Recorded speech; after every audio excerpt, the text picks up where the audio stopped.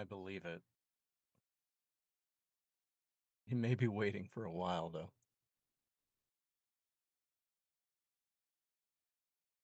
Hello out there. Oh, something's working. Technology. Ain't it great? I believe it. He may be waiting for a while, though.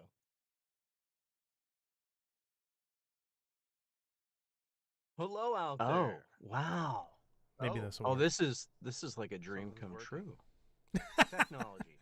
Ain't it I get to say whatever I want, and John just has to take it. I just have to listen.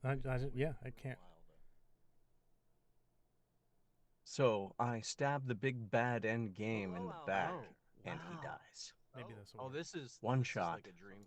Okay. I hear myself on the. Take it. I just have to listen on the YouTube stream now. So we're good. We're live. Things are We're mostly live. working. I don't know what. So here's the. Hang on. Here is the. The thing. Please That tell me. I'm 'cause going I to don't know. explain. This is a casual chat with my friend Chris, the first of at least 3, because I have 2 more people lined up for next week and the week after. That might be the end of it. I don't know. This is all a massive joke, because this I'm going to transition, and I will also share my screen with you again so you can see what I'm talking about here. I don't know I if you kind of wish I was hear it. in on the massive joke. Well, you are. Am I? Yeah, you know this. Do I? Do you see? Oh, yes. Yes. Okay, actually, I don't need that to show on your call window. Where'd it go? So let's. Okay. I'm learning the quirks of. I'm doing this through OBS rather than StreamYard or anything. Mm-hmm. Because I don't want to pay money for StreamYard features that I can replicate for free in OBS. But anyway, this is the joke. But I should say it's Pope Gutless Bastard the First. And then he did apologize for the Spanish Inquisition. He said it was far too inquisitive. Supposed to be the Spanish casual chat.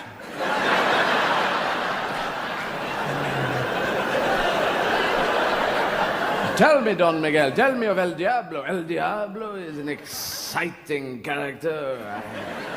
He is one with a lady. I believe this is from Circle, Why do you but wish to I know? can't hear it's any just a audio. casual Oh, chat. you can't hear. No. But it Is it circle? You know the joke. Yeah, it's Circle. It's the Spanish Inquisition was far too inquisitive. It's supposed to be the Spanish casual chat. Oh. I see. And here we are. And here we are. Yes.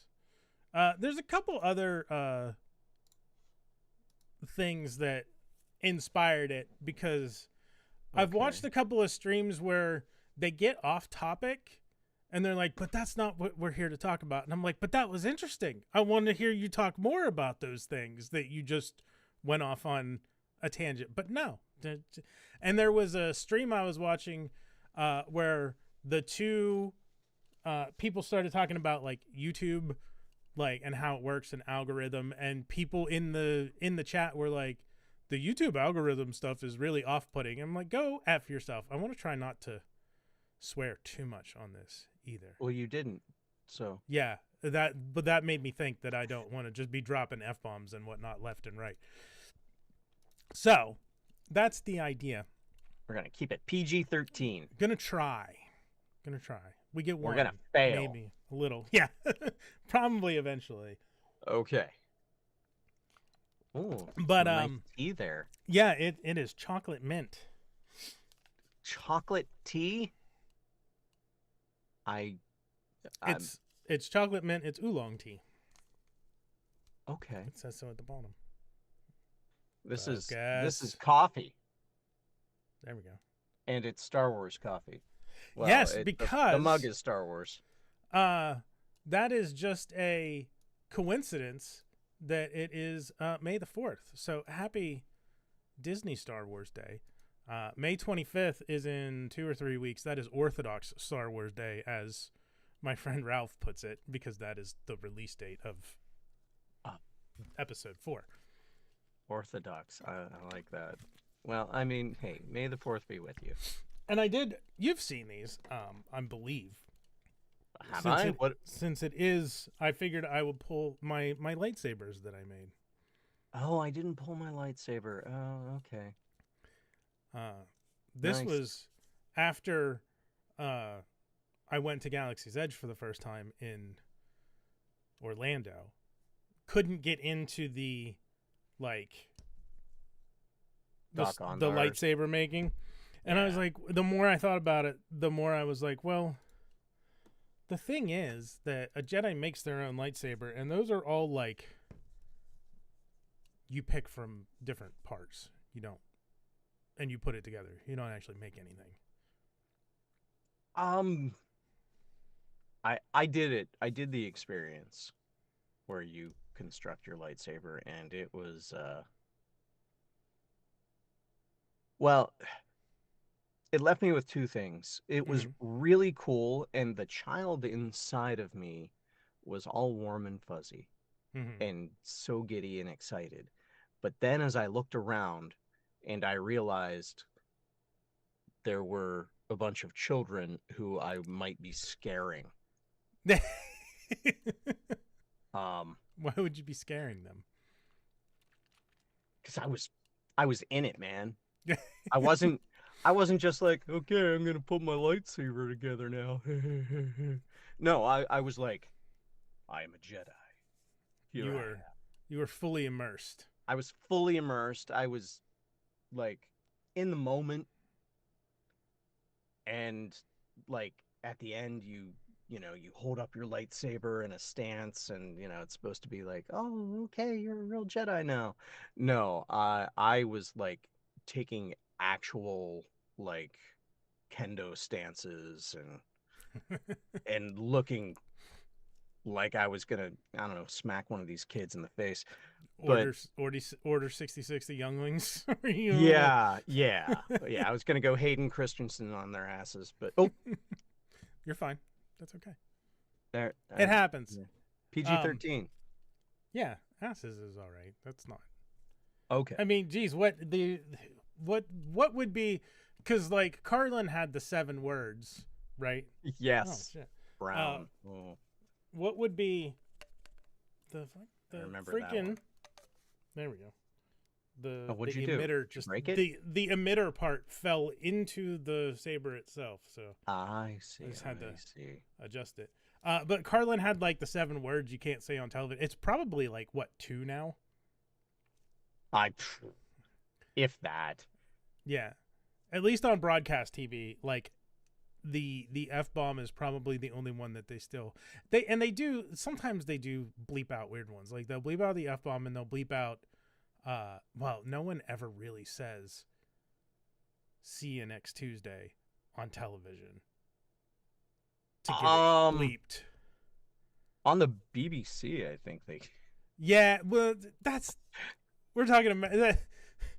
Also, what is broadcast television? Do people still have that? I think so. Yeah, sure. Do you? No, I don't even have cable. No, everything is digital. Everything's internet. Yeah. Digital. So, yeah, I'm streaming. Ones and zeros, and yeah. What are you guys out there doing now? Are you streaming this? Yeah, because we're not on network TV. No. That's for sure. So anyway, yeah, this is what I came up with, and people always ask, well, what blade color would it be? And I'm like, I don't think anything would fit this but yellow. I would probably end up being a Temple Guardian, just because the design of this saber, even though I like the purple lightsabers, because look at the screen, everything's purple, and stars. I don't think any blade color would fit the design of the hilt itself except for yellow. I don't know. Maybe we'll have to put that to the test. Maybe. And then I also was inspired. I'm like, well, I did one. So don't fall over. It's going to fall over. Yeah, well, So I was like, let's make a Sith saber too, which I made this Ah. with a little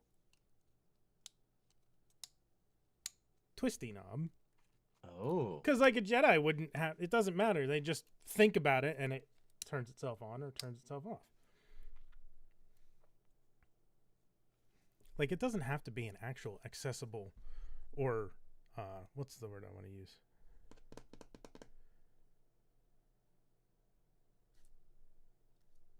I don't know. What is the word do you want to use? Physical? Easily accessible switch, like,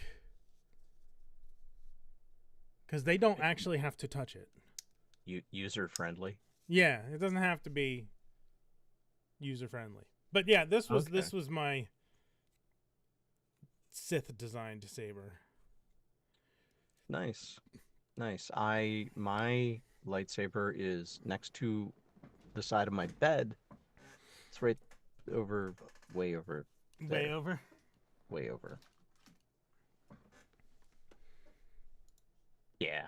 Sorry, I don't want to scandalize the audience, but I'm too hot. It's okay. Ratings. I don't know if anybody's watching. People will. It is.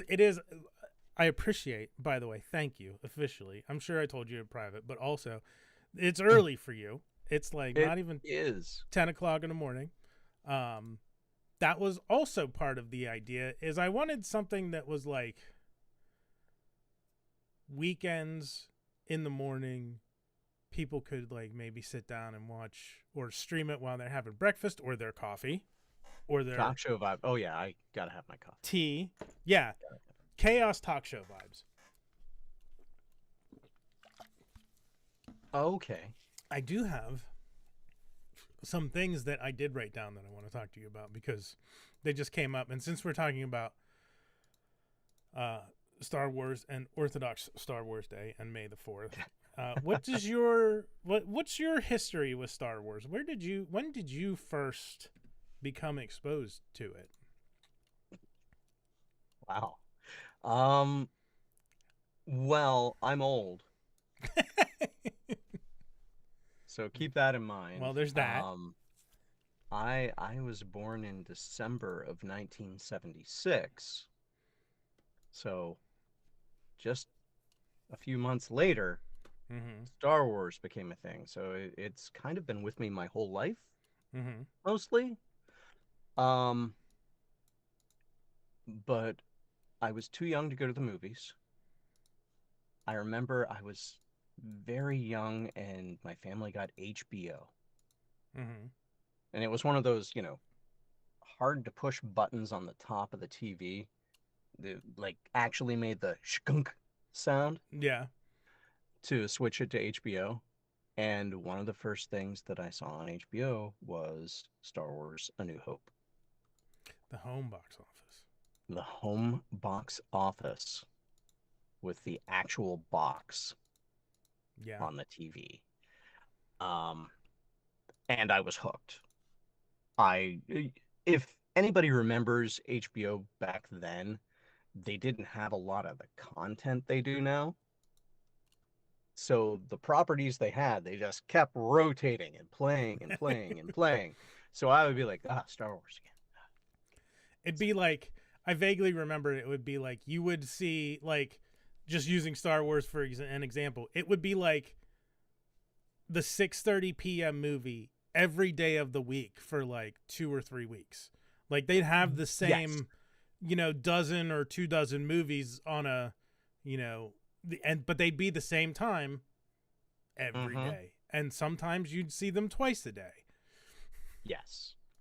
Yes, if you're lucky. And I often was with Star Wars. Because I'm sure back then it was, again, because, like, even depending on how late it was, it would have been before VHS and rentals. I remember when rentals got big. Like, the VHS tape that they sold to rental places to rent would be, like, $150 a copy. Oh, yeah. In 1980s money. Yeah. That was crazy. You had to get I imagine the rights to broadcast something like that, and HBO was a pay channel back then. It was like a streaming service now. You've always had to pay to get HBO since its inception. It's never been free in any way, shape, or form. So you want to get people to come on to watch those movies as much as possible, I think is what I'm saying.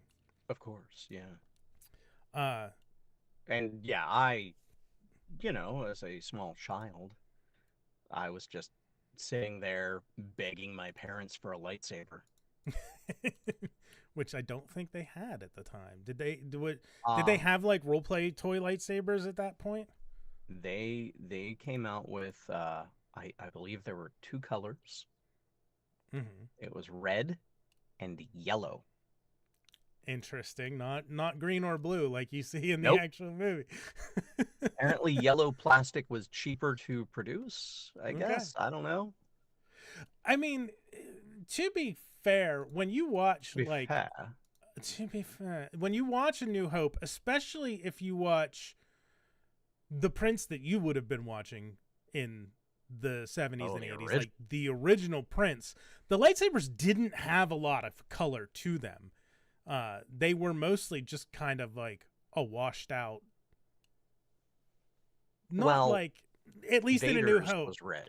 Yeah, but the one that Obi-Wan gives Luke really, for the most part, just kind of looked white, at least from my memory from early. Obviously, in later editions and later movies, they made them better. But the original, if you were watching the 1977 print of A New Hope, that lightsaber was just kind of white. It was a cool white, like blue tinted white, but yeah. Yeah, not the blue like you see today. Right. I think when Empire came out, that's when they were like, okay, we've got to make it a color. Mm-hmm. So we can sell toys, because people want toys. And we want this to pop on the screen. And then they got to Jedi, and they're like, crap. We're doing this whole Jabba's sail barge fight scene thing, and there's this blue sky that the lightsaber is going to get lost in. Okay, what do? Let's make it green. That's why it's green. Yeah, I'm sure you all know this, but there might be people who don't.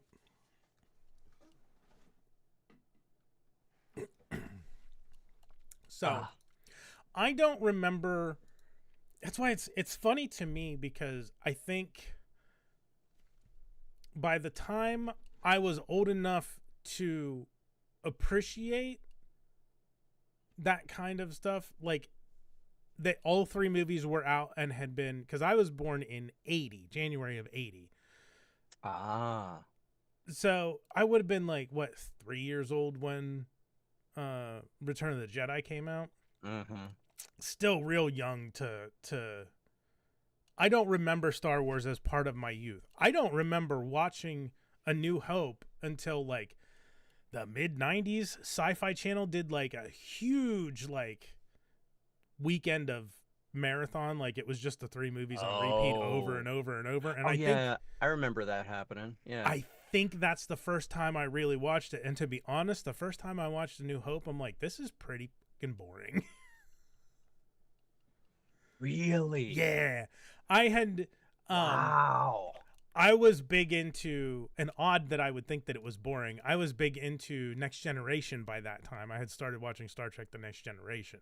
That was my first real, unless you count like, that was my first hard like sci-fi live action. Like I'd been watching sci-fi stuff since, because He-Man and the Masters of the Universe has a dusting, garnish of sci-fi on top of it. Voltron was all sci-fi. Silverhawks was arguably all sci-fi. Oh. So there was a lot of sci-fi there, just not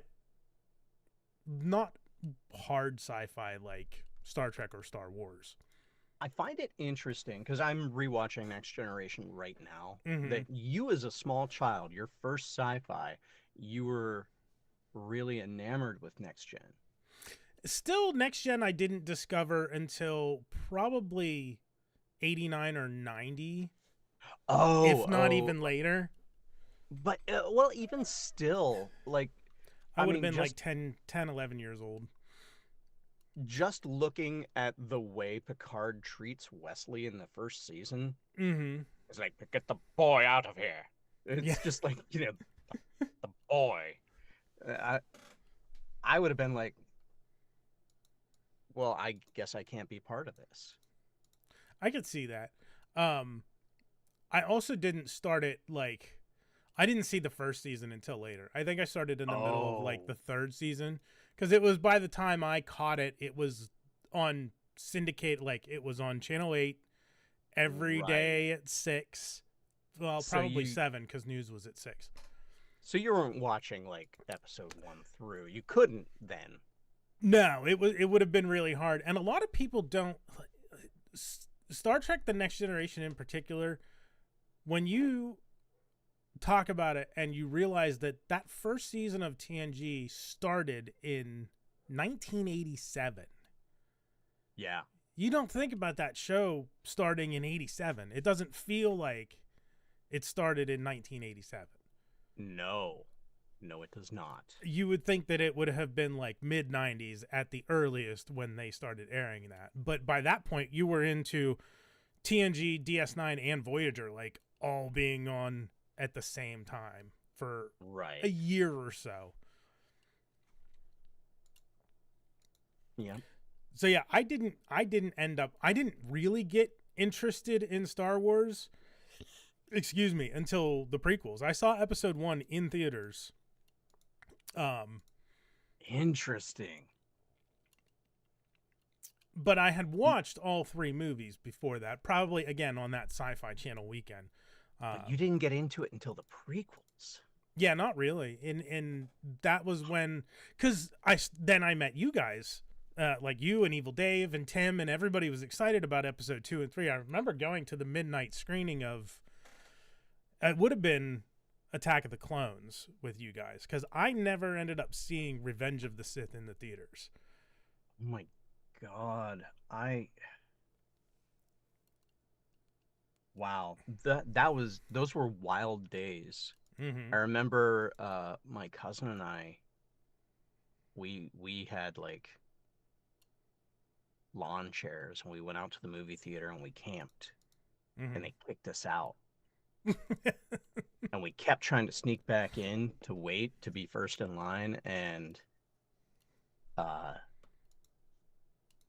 the movie theater in our hometown like had woods behind it. So I had this brilliant idea that I thought was very original. And I was like, doesn't matter, we'll just sneak through the woods, wait at the edge of the woods, and then whenever tickets go on sale, we'll dart across the parking lot. This would have been the mall theater, right? This is the mall theater. Yeah. Yes. So I convinced my cousin to do this.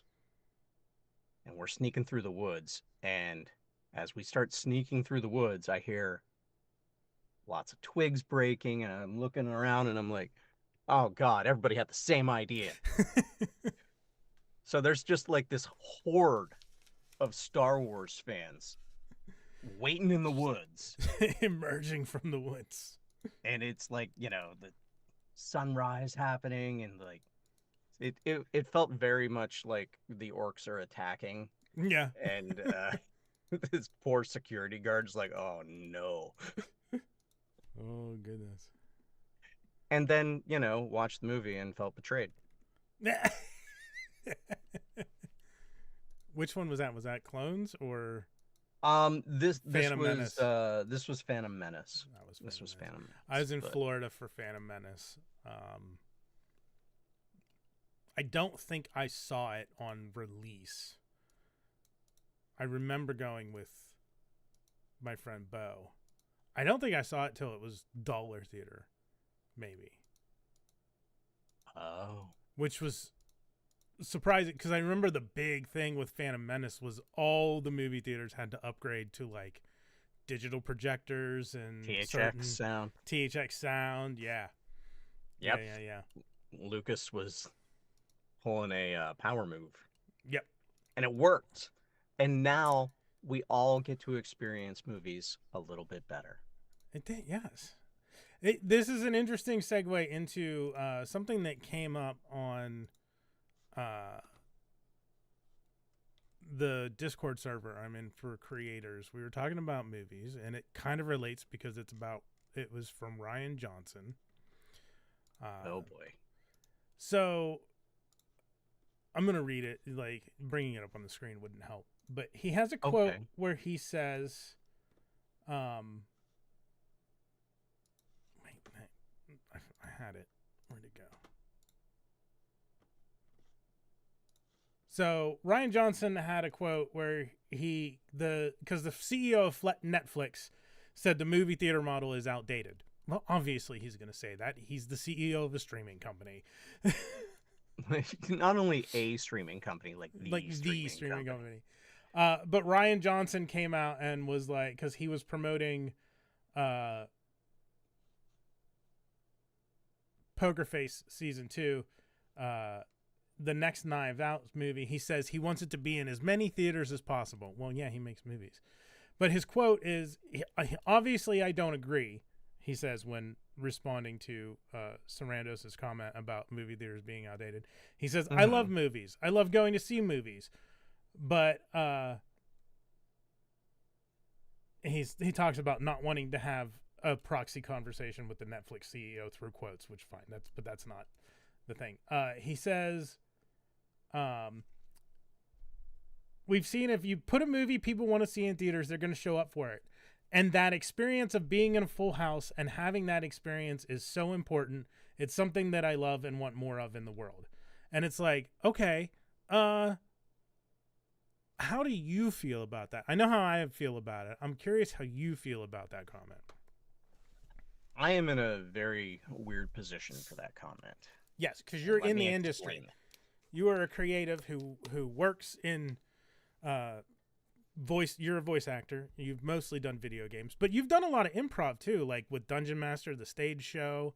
And I've done on-camera work too. You've done on-camera work too. You shot the Ghost Hunters pilot when it was a completely different show. Yeah. You did Band of Brothers or whatever that. Bond of Brothers. Bond of Brothers. It was aping Band of Brothers to get people to watch this movie that had nothing to do with Band of Brothers. This brilliant marketing that didn't work. So you've had experience in all aspects of the entertainment industry in Los Angeles, California. So please tell me your conflicted thoughts. Well, okay. Let me start at the beginning, which was little kid Chris. Okay. Growing up, my favorite thing in the world was going to the movies, watching a movie. The experience, the big giant ass, I said ass again and again, bucket of popcorn with butter, just and like the previews. Oh God help you if you made me miss the previews. I would be very upset because I wanted to see what I was going to try to convince my parents to take me to see next. Well, that was the only way too. Like, yeah, you didn't have the internet. Yeah, you couldn't just jump on iTunes or Apple.com and go to see like the list of QuickTime trailers. Remember back before YouTube when QuickTime trailers were the big thing? I do. You had to be in the theater to see the previews to know what was coming out. If you didn't, I mean, you could see a commercial on TV too, but you usually saw the previews first. And if you saw a commercial on TV, it wasn't the extended preview. It was it was, half size. Mm-hmm. It wasn't the full trailer. So yeah, I love going to the theaters. To this day, I love going to the theater. Now, in a post-COVID world, COVID's still out there. It just is. And post-pandemic lockdown world.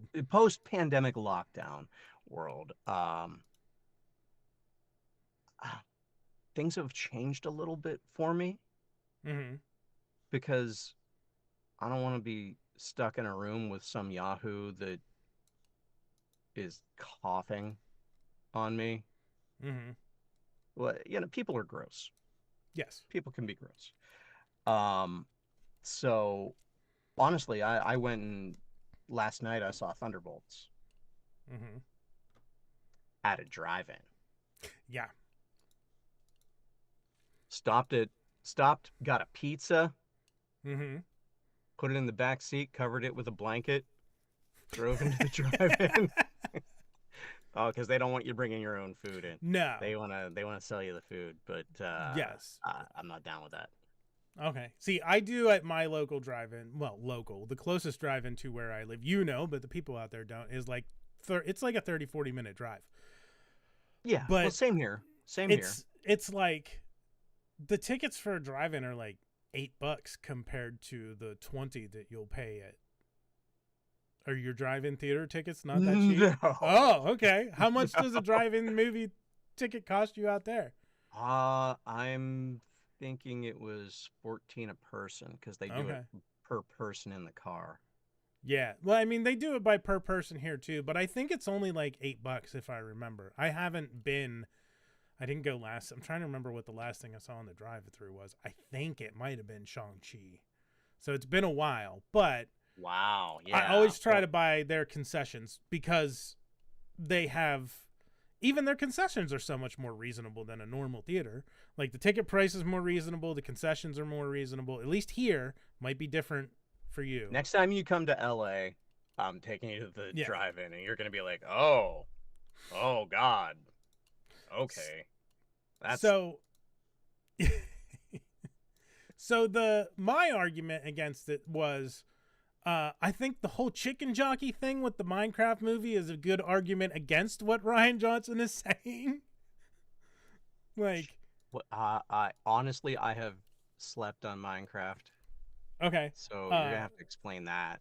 there's a sequence in the movie where there's a baby zombie riding a chicken. It's a Minecraft thing, and Minecraft fans are like freaking out to an unreasonable extent when that thing comes up and Jack Black says chicken jockey. Like people, they think it's a meme thing where they're jumping up and down, they're throwing crap around the theater. Like, yeah, it's dumb.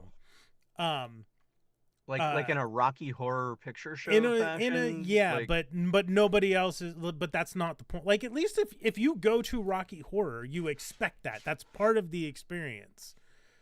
That's sure. not something any family expects to have TikTok addicted teenagers in the theater with their, this family brought their kids to see the Minecraft movie and to have them start screaming and jumping around and throwing popcorn around and spilling drink. It's dumb. It's stupid. Sorry, I need more coffee. You're fine. I was having this conversation on the Discord. I said, theaters are nice because they have big screens and great sound system. It's literally everything else that makes me prefer just watching a movie at home. Literally everything else about the experience, I would rather just sit at home and watch the movie. Or I will go to the drive-in, like you said. Before I go to a regular theater, I will go to the drive-in. I will not hesitate to go to the drive-in. Yeah, I like the drive-in. Drive-in's Also, great. I feel like there's something very romantic about the drive-in. And I don't mean in a, hey, you're going with the Wink, wink, nudge, nudge, say no more. whoever, and we're gonna watch the movie. Yeah. Kind of romantic. I mean, No. something romantic about the idea of a drive-in. Something from a bygone age that you can still do. Yeah. And it's, something about it I love. I will say there have been occasions in my adult life where going into the actual movie theater was worth it. Mm-hmm. That might be an LA thing though. Maybe. Because what was it? Iron Man 3. Mm-hmm. I went and saw Iron Man 3 on opening night with a bunch of frenzied fans, and I was at a place called the ArcLight, which is sadly no longer there. I No, think somebody bought it. It's what did something else now. we saw something at the ArcLight. I don't remember what it was. I'm sure we did. I don't remember. It was around the time I remember. It was around the time the Banksy thing was going on because they had like a whole Banksy like graffiti promotion God. thing. We were in the one in Hollywood then. Yeah. Yeah. But I forget what movie we went to see. Don't remember. I don't remember.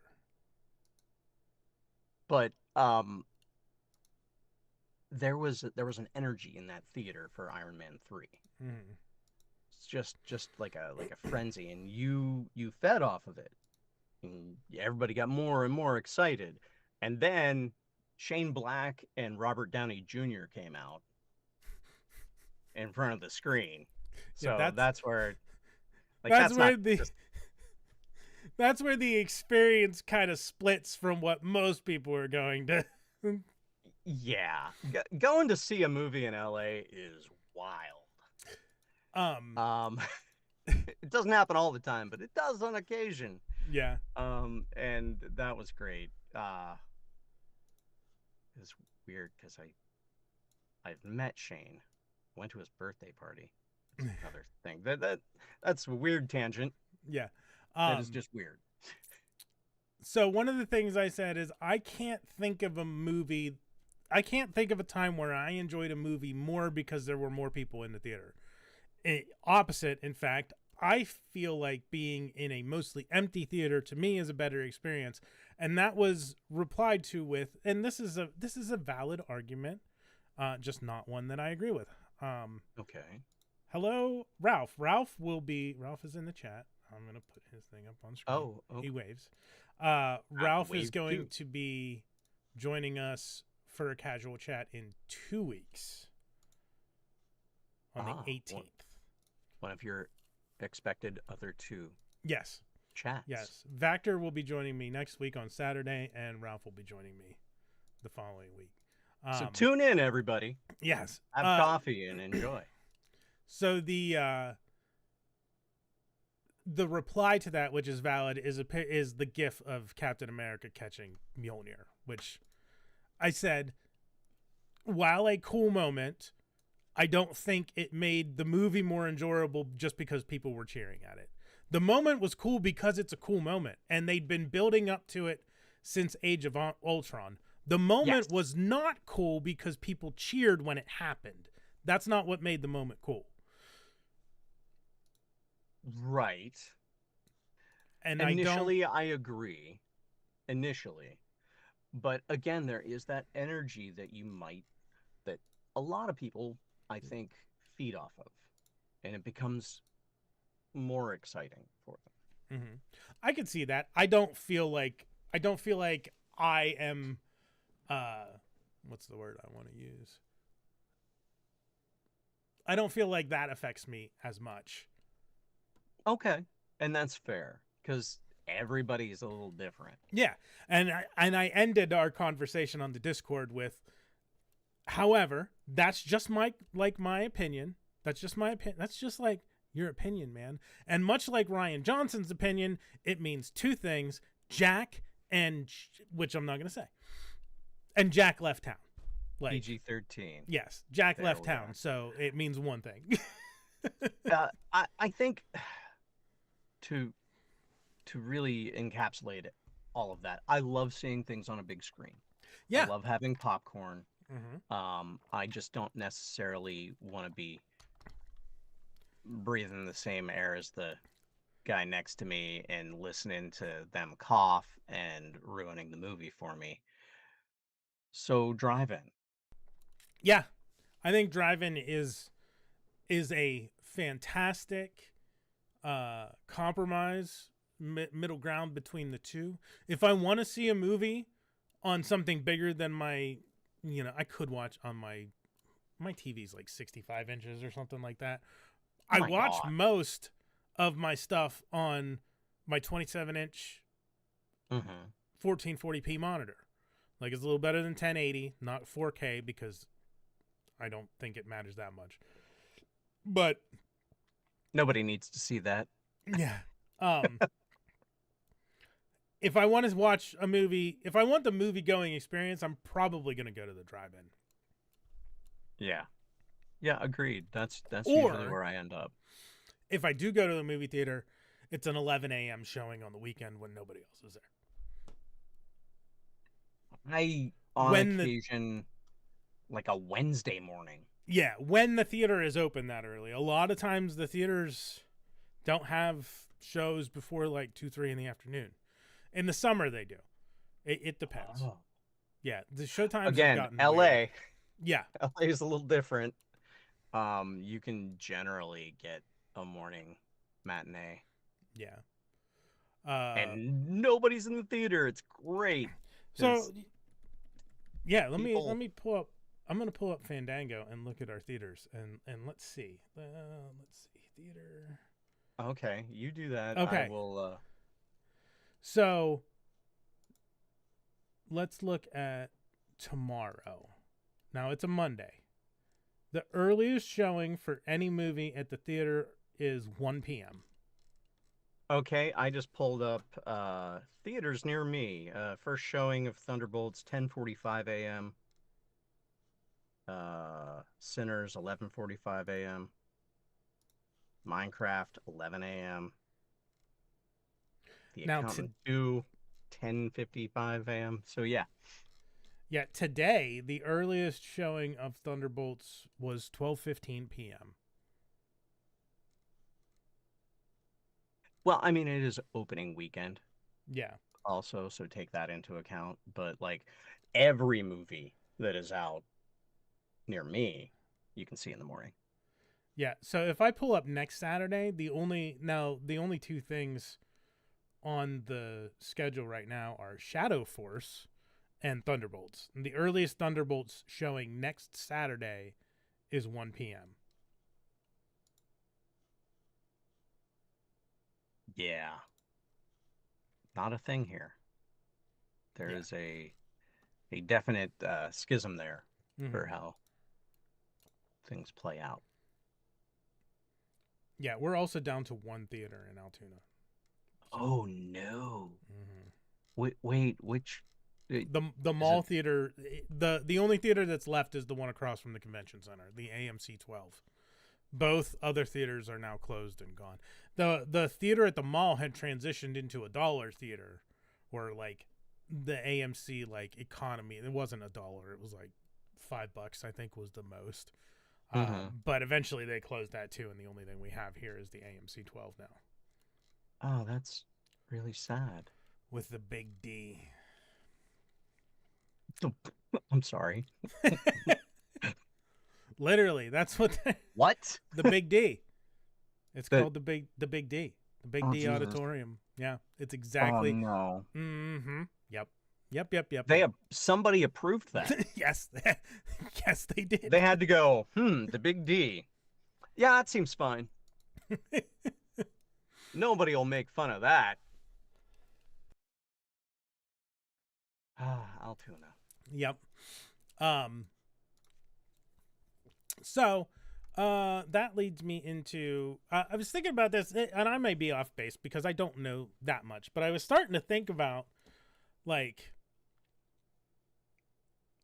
I was thinking about, it was like Mank, or there was another film about like 1950s Hollywood, like the golden age of Hollywood. Like, okay.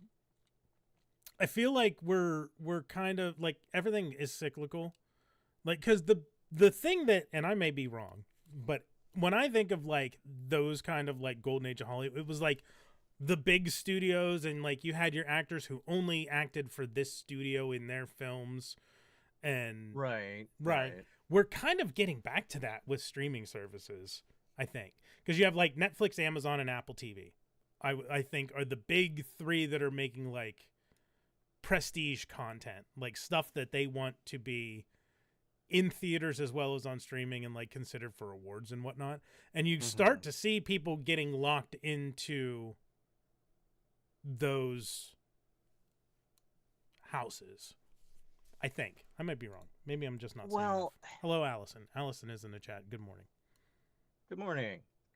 I feel like contracts still do happen with exclusivity to a certain production house. Mm-hmm. Uh, I think also a lot of people tend to find they work better with like certain other people. Like a director slash producer will be like, okay, these are the actors I like. I'm just gonna put them in everything. Judd Apatow is a great example of that. He uses the same actors all the time because they're great Mm-hmm. and they get his style and they understand and they work. So I think there's a fair bit of that happening, which honestly is how a lot of stuff gets made because if you don't have certain things attached, a film just won't get any funding and won't get made. So Mm-hmm. like if you have, I don't know, well, Judd Apatow. So like Paul Rudd is attached to the film. It's gonna get made, Yeah. you know? Whereas let's say Chris Rickabaugh is attached to the film. I can tell you from experience, 9 times out of 10, it's not getting made. I will learn lines, I will get so excited, and then I will not work. That sucks. And that's a lot of how that happens. Speaking of, you mentioned Judd Apatow and how he has like his own cadre of actors that he always goes back to. Kevin Smith was kind of Right. the same way. Quentin Yes. Tarantino is the same way. Like you see a Mhm. lot of the same people. Mike Flanagan, who did like Haunting of Hill A24 House stuff, yeah. and like the Fall of the House of Usher, apparently is doing a. I just learned about this yesterday.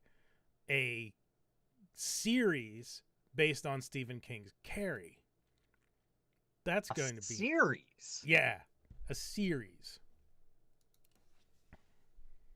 I don't think Carrie was that long of a book.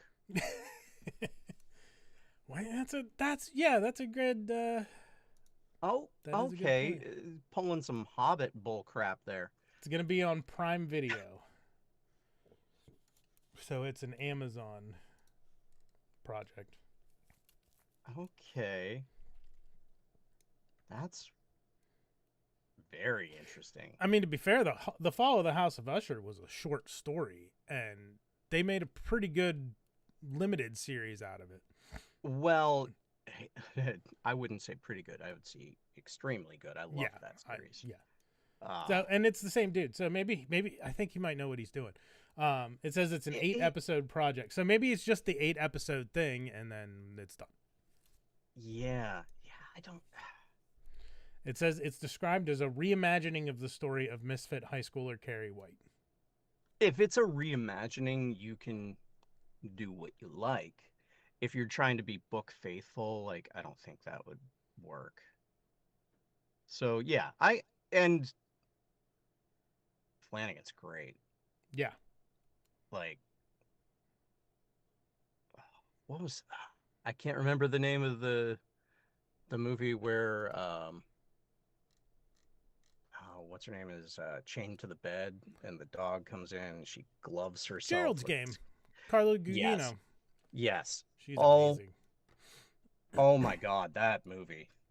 Oh, I just watched Electra so Lux, good. which she was in, which I had never seen before. Oh yeah, how was that? It was interesting because I didn't realize that it was a sequel to a different movie. Yeah, Women in something. Okay. I don't know it. Which it had and then I was also surprised because Adrienne Palicki's in it, and I was like, oh, she's great too. What's it? She's really nice. Yeah, there was a ensemble comedy called Women in Trouble, which they were both in. The cast for Women in Trouble was Carla Gugino, Adrienne Palicki, Palicki. I think it's Palicki. Josh Brolin, Elizabeth Berkley. She was not in the sequel. Joseph Gordon-Levitt. Hell of a cast. Yeah, and then Electra Lux had Carla coming back. Timothy Olyphant is in it. Joseph Gordon-Levitt. Oh, Malin Ackerman is in it. Adrian Pilecki, like good people. Yeah, it was a little weird because I watched Electra Lux and I'm like, oh, this is a sequel to something. I had the same thing happen. Another Simple Favor came out. It has Anna Kendrick, who's amazing in it, and Blake Lively. Yeah, I just saw that advertised. It's a I've sequel. Not seen it. Is it? Yeah, it's a To? sequel to A Simple Favor, which, in retrospect, makes a lot of sense. I haven't seen it. Since this Haven't movie seen is called either. Another Simple Favor. Oddly enough, I think the sequel is better than the original movie. They're both enjoyable, but I feel like there was just a lot of things about the sequel that were better. So watch them. I would be interested to know your take on those. They're funny. Will. They're Although kinda like, I do find it interesting that you started on the second movie. I didn't know there was a sequel. I'm watching it. I know. I'm watching it and I'm like, this is weird because it feels like it. I was like, I want to see the stuff that they're talking about that happened in the past. Why didn't we get that movie? We did. We did. I just didn't know it. It's very interesting because you're spoiling stuff for yourself. Yeah. Yeah. Which is twice in as many on, days. On brand for you. Thanks. Look at the ticker. Oh, you can't see the ticker. But literally I have a ticker at the bottom of the screen that says, be mindful of spoilers for recent media being discussed. Relax and chill. Wow. Well, so you've taken it to heart. Yes. I learned my lesson. You'll never forget that lesson if it's the last thing I do. No, because we are here 20 plus years later, and we're still talking about it. So yeah, that was that. Yes, Carla Gugino, Gerald's Game, which was the Stephen King property that was considered unadaptable by lots of people for a long time. When I was reading into this when I first watched it, but Mike Flanagan did it and did a pretty damn good job. It was brilliant, brilliant. It's also very weird seeing Captain Pike, at least that Captain Pike. Bruce Greenwood is Christopher Pike in that. Yeah, he's not Christopher Pike in Gerald's Game. That would be weird, but he's in it. Yeah, different movie there. Completely different movie. Still on movies, so we'll see. Carrie could be good. I trust anything Mike. I don't think Mike Flanagan has done anything that I have not enjoyed. Yeah, I think it'll be brilliant. I'm not worried. I will definitely watch that. Another thing I'd learned of that I had no idea. Tell me. Apparently, Henry Cavill just finished filming on a live-action Voltron movie. Oh yeah, yeah, he did. I had no idea. No clue. I have no idea who he's playing or which Voltron this is, anything like that, but I know he did it because he is a giant geek. Yeah, I know after the whole Witcher debacle, he went and signed a thing with Amazon for a Warhammer 40K, which is his true love. Yes. Yeah. I'm trying to see here if live action film. He's also doing Highlander, the Highlander reboot. Oh, really? So it doesn't list the Facebook page, the Wikipedia page for I don't know what it is, for Voltron says like there's a bunch of cast listed. Some people I don't know. Daniel Quintoy, Henry Cavill, Sterling K. Brown. Sterling K. Brown. Nice. Rita Ora as Witch Hagar. Like it says who she's playing. John Harlan Kim as Keith. Alba Baptista as Alora. Samson Kayo as Hunk.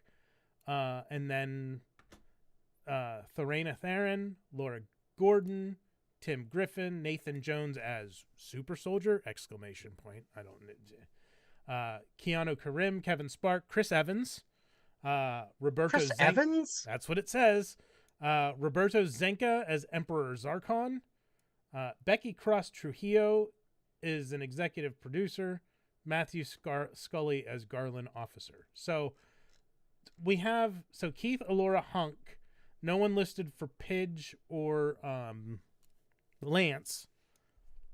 Okay, but we know which Voltron this is now. It sounds like it's the Lion, like Go Lion. Voltron. Yeah. Oh, yeah. Definitely the OG. If it's and since it's a live action film, who is? Yeah.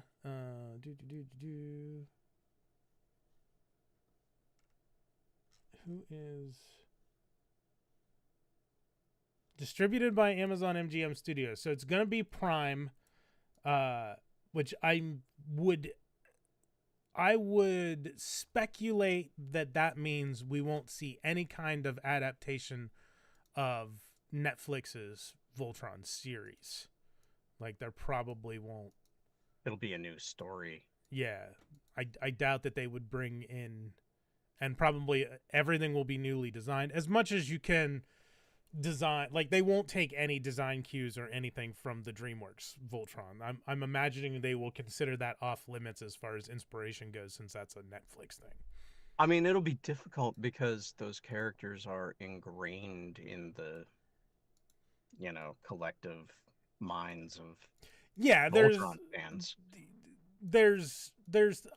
I'm thinking more of like, we probably won't see as much focus. Like I doubt the word quintessence ever shows up in this, because that was very distinctly a Legendary Defender thing. I think Legendary Defender did a fantastic job merging the science fantasy and science fiction and like magic of everything into one beautiful hodgepodge of sci-fi pot pie. Agreed. The only problem I had was that I wasn't in it. I would have that problem too if I were you. Yes, I would agree. That's all. It's my one complaint, because that would have been fun. Oh well.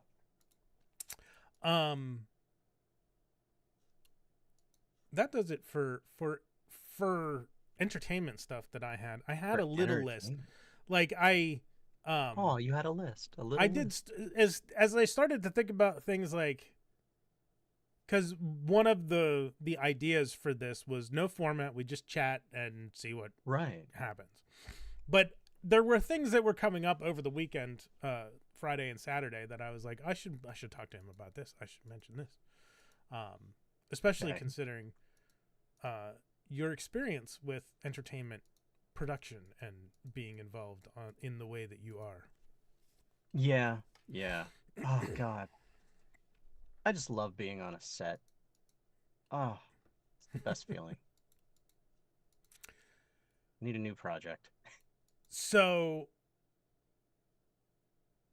when you say being on a set, like, it makes me think of like Ian McKellen during The Hobbit, and like, not that kind of, like, because that sucks. Like, he's there by himself. Everything is green. There's no other actors that he's working with. Like, I mean, some of the time, sure, but other times, I mean, they filmed in New Zealand, those locations. That was real. Yeah, for sure. But like, and being on a volume is different. Volume is like, for everybody out there, that's like a soundstage that they put the little balls on you for motion capture and like have the big green screen, or that's a different type of acting. Is that called is that called a volume too? Because when I hear the volume, I think of Disney's like LED stage. Oh, I mean, that's capital letters, the volume. But it's a holodeck.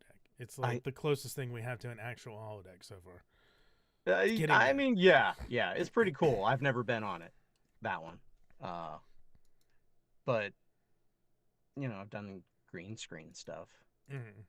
and that's weird. But when you Very say being on a set, I think I imagine you mean more like a set, like a set. Yeah, yeah. yeah. It could be like in a soundstage on a set or on a location, Mm-hmm. like where there's just something about the energy of it, where everybody's so many people working together, lighting, sound, everybody's lining everything up, getting the shot ready, and it all comes together for this magical thing that happens. At least to me, that's how it feels, which Mm-hmm. is why I'm in this industry. Um, it's I can't describe it accurately because it's it's primal. Mm-hmm. Like I'm sure it feels different for different people, but I never feel quite as alive as I do whenever I'm on a set. Even if I'm like doing extra work, which I've only done like 2 times, um, Mm-hmm. it's still the same. Still the same. Do you do you not get that if you're in your booth like voice acting? Is it a different type of thing? It's very different. It's very different because you're isolated. You Mm-hmm. have you have none of any of the stuff that's happening isn't happening. You Right. have you have a window, you can see the room with engineering and the director and sometimes the producer, but it's just usually 3 people: the engineer, the director, um, maybe the producer, maybe a writer, and you have headphones on, you're looking through the window, you hear nothing until they want you to hear something. And then they'll be like, "Okay, Chris, we're gonna take line 87. Uh, here's what's happening. Go. Wait for the beep." And then you deliver Beep. the line. Mm-hmm. And then they're like, "Okay." And then all sound cuts out, and you are isolated again. You're in this booth, and you're looking out at people who are talking to each other, not you. And you're like, was that good? Was that bad? They're not saying anything to me. I'm just gonna be here, with the microphone in this dark, quiet room. Steven, this is Clem Fandango. Can you hear me? Oh my God. Yes, I hear you, Clem Fandango. Yes. Yes. Yes. That it's very accurate to what. No, seriously. Toast of London. That's the Toast of show. Go London watch Toast of is London. super accurate. Well, we want you to try it again, but more like this. You're not saying anything that's actually helping me, but okay, sure. And usually that is because somebody doesn't know what they want. Yeah. They're they're hoping that you'll give them something that they didn't know they needed. So the big one that a lot of my friends out here in the industry get is, we want an announcer voice, but don't make it announcery. Yeah, wrap your head around that. Try and deliver a line like that. An announcer who doesn't know what they're doing? Like a bad announcer? That's one take. Or it could be the most announcery voice ever. Ever. So announcery that it feels 50s transatlantic accent announcer? yes. And maybe that's what they want. Maybe that's not. But they tend not to be able to tell you. Interesting. Yeah. So there's a good amount of guessing. And how does that compare to like what we do on the Sundered Veil when you're still not you're still in like a voice booth, because you do recording in the same setup you're doing right now. Like you're essentially in your voice booth. This is sound booth right here. Yeah. Yeah. But now you've got other people coming through your headphones that you're bouncing off. You're doing improv. It's all improv the whole time. Mm-hmm. How do you feel when you're doing that compared to being on a set? Relaxed. It's honestly, it's very relaxing and fun. Okay. I get to play. I get to step out of myself and be somebody else for a little bit, but stay in that. Mm-hmm. So it's not as jarring as, okay, I'm this smart ass from Street Fighter or from Tekken, and I've got to be like, okay, whatever, and then stop, wait for like 5 minutes until I get another instruction, and then get back into it and keep going back and forth, and being like, okay, what was wrong with that? Getting in my head about things, which is never good for an actor. So when we do the Sundered Veil, I get to just stay. I get to be sharp Blackwood, and that's it. And there's no script, so I'm constantly thinking in the mind of the character. So it's easier. Mm-hmm. I know a lot of people think, well, I know that's hard. You're coming up with your own lines and saying things in the moment. Like, how are you doing that? But it's so much easier than like, what does this person want? Okay, I have to get back in it again, because that's a process. You can't just. I think some of it too, and correct me if I'm wrong, but some of it too also depends on the level of talent of the people that you're working with in that situation. God, yes. So God, we're very lucky in the Sundered Veil that we have some people who everybody's really good at the improv aspect of it. And we got really lucky in season 1 with Wes, who had never played a game before like this. He was a role-playing game virgin. We popped his D&D cherry. We'll call it D&D because it's not Dungeons and Dragons, but it is the TTRPG. Yeah. But he was fantastic. Like I miss having him on. I miss Wes too.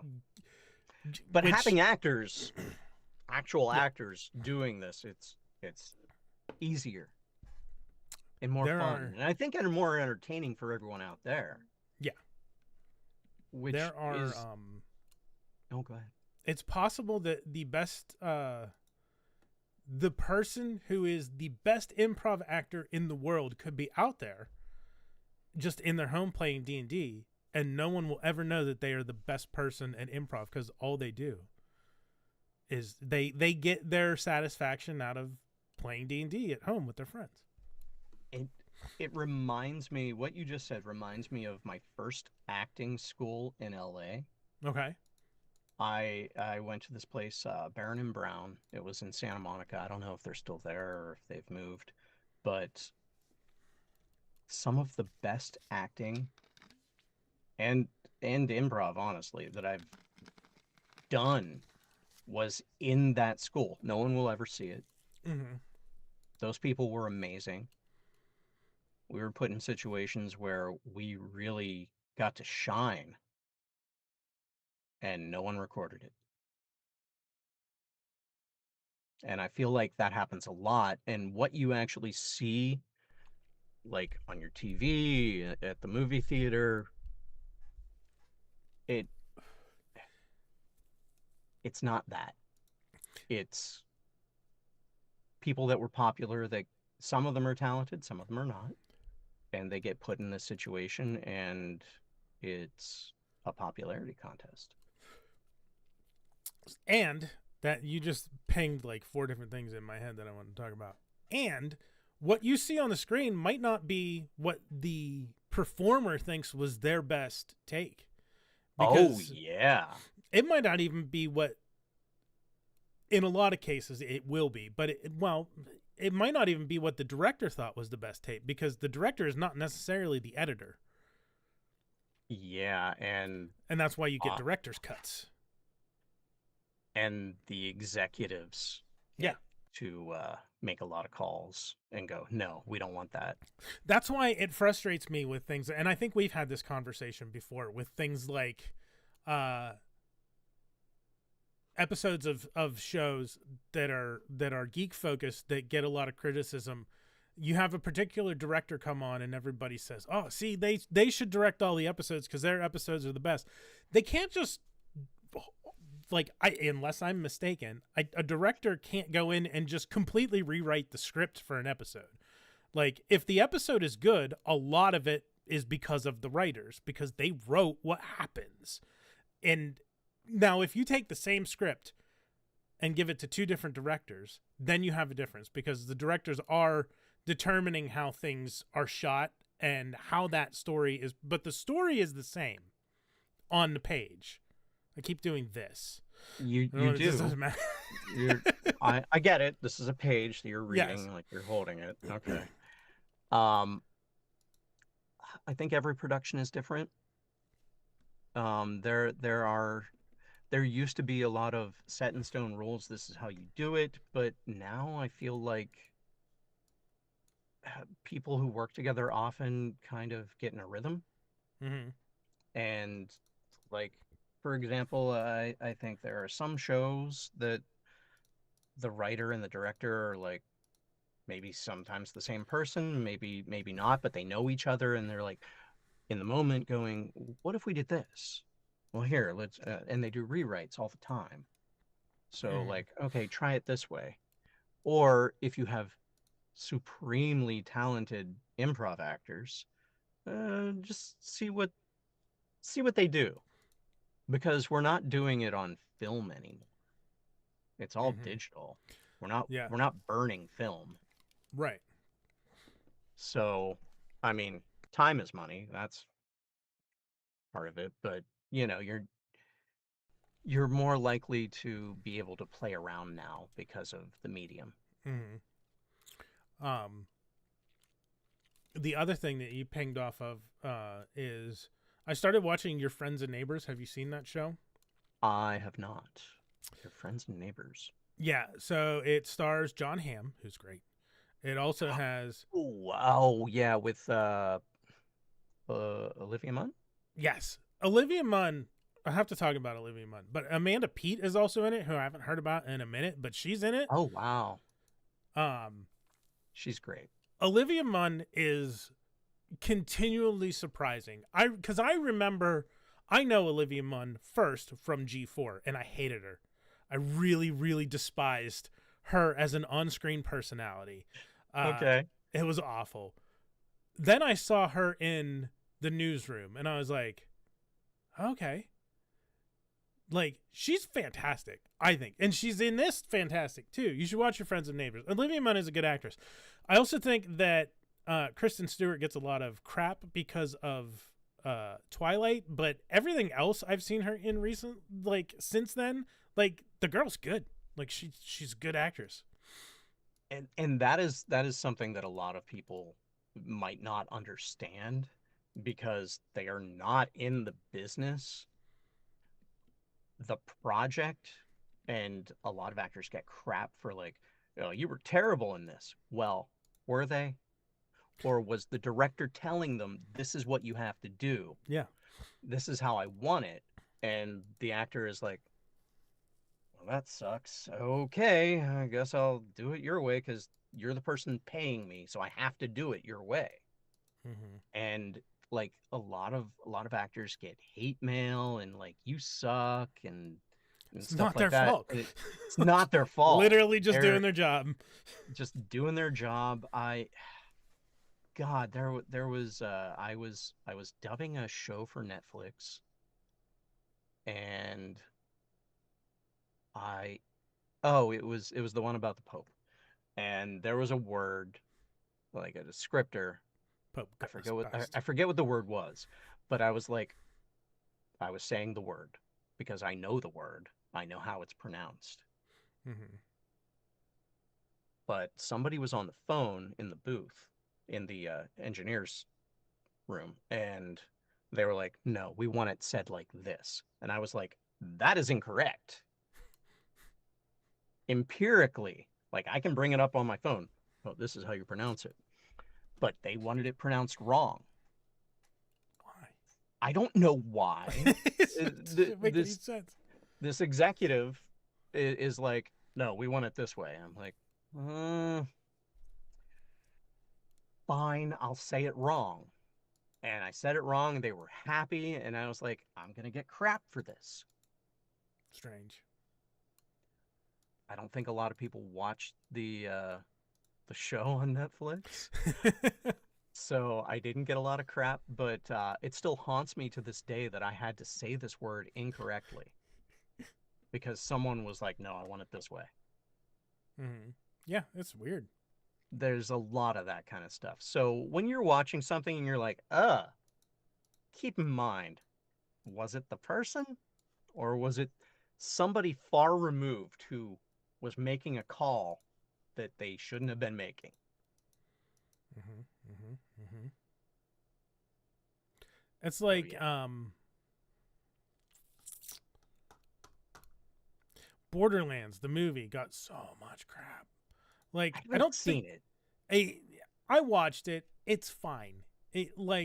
But I don't think anybody goes into anything with the intention to make a bad product. Like, no, you don't have Kevin Hart and Cate Blanchett and everybody get together and they're like, we're gonna make the worst movie we possibly can. No. Screw all the Borderlands fans out there. Tee hee. Like, no. I just don't think that happens.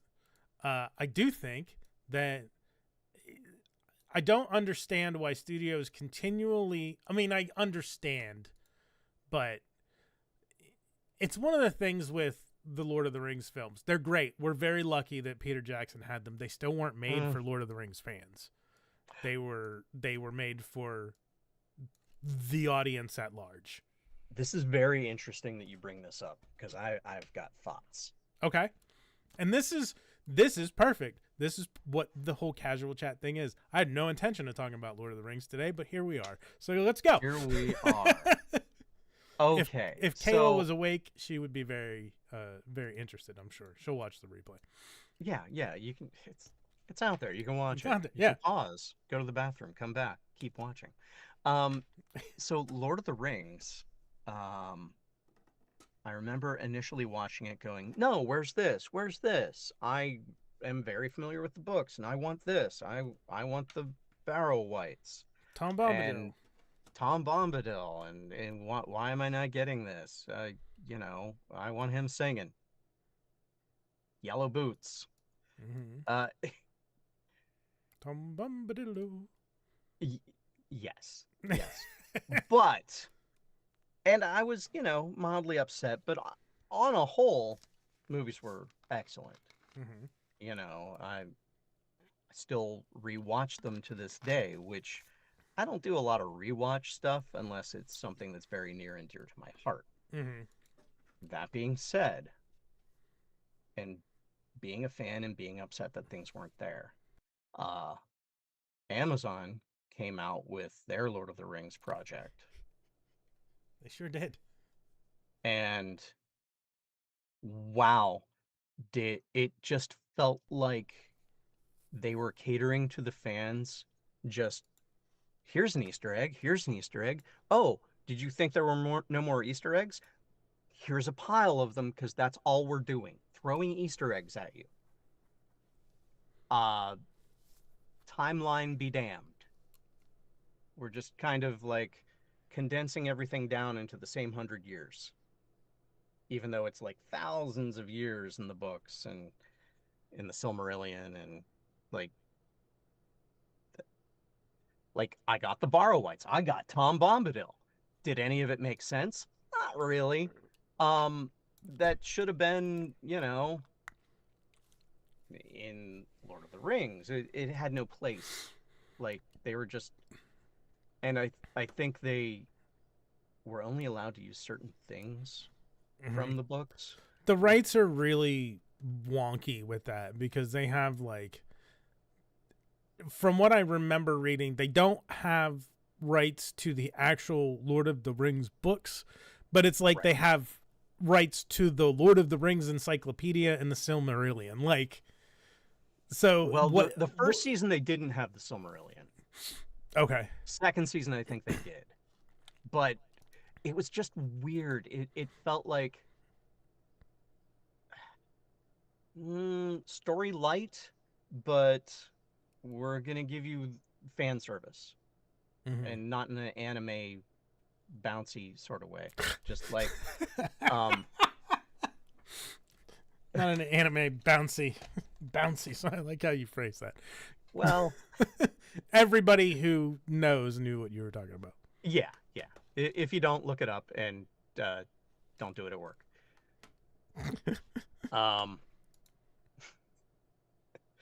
But like, it's like, oh, look, Celebrimbor.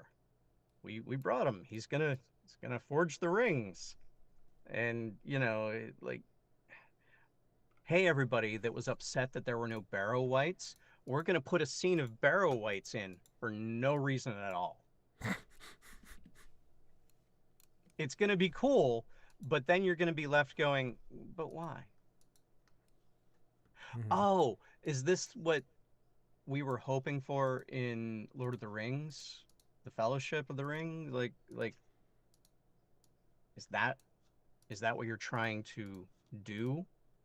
I'm not sure what they were trying to do. I think they were just trying to throw so much that everybody would be happy, but they threw too much and didn't care enough about the story.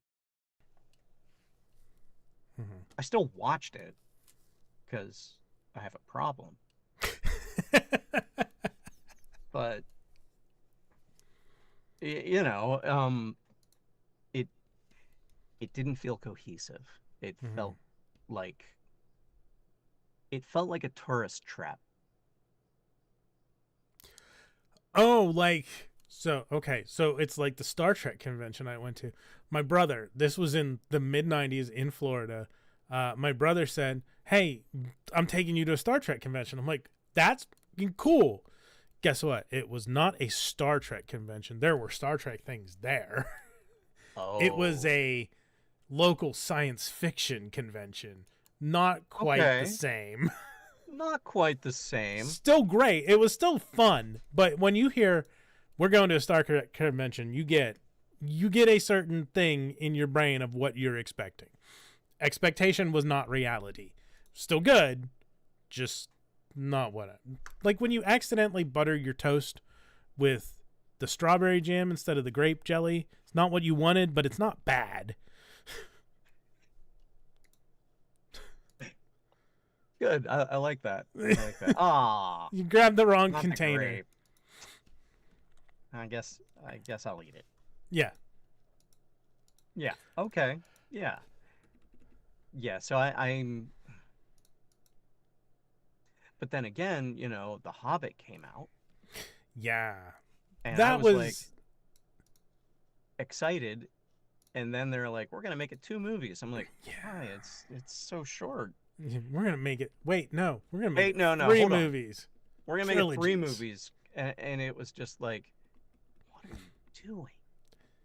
And that was Peter Jackson, the guy that brought us Lord of the Rings, and I'm like, yes, but if I remember, he didn't want to do it that way either. That was WB. He did the best he could with what he was required by contract law to do.